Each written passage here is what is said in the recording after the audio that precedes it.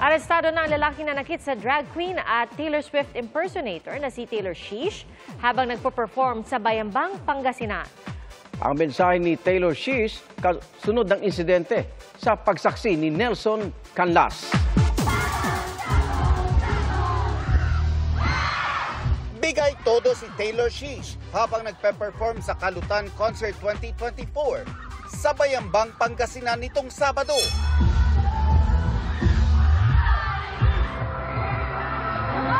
Pero pagbaba niya ng stage habang naglalakad, tila may humampas sa leeg ng drag queen kaya napatigil siya.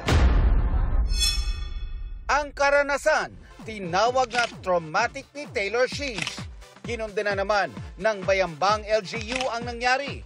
Wala raw puwang sa kanilang bayan ang homophobia at physical abuse.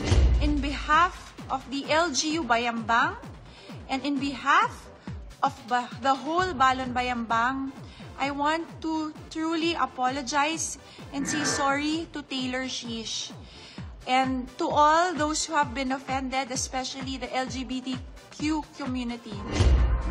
Sa isang social media post ngayong araw, sinabi ni Taylor Swift na arestado na ang lalaking nanakit sa kanya. Nagsampa na rin siya ng kaso laban dito. Umaasa raw siyang makamit ang hustisya. Kasabay niyan ang pasasalamat sa Bayambang LGU at sa mga sumusuporta sa kanya. Siniguro rin niyang okay na siya ngayon.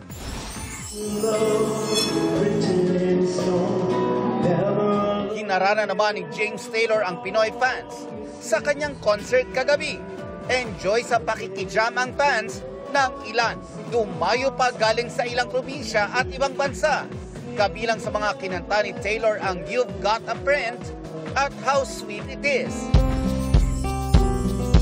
Ipinagdiwang naman ni Casey Concepcion ang kanyang 39th birthday kasama ang pinaka-espesyal na lalaki sa kanyang buhay, ang kanyang ama na si Gabby Concepcion.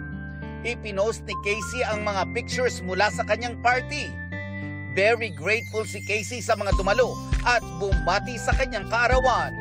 Para sa GMA Integrated News, Nelson Canlas ang inyong saksi.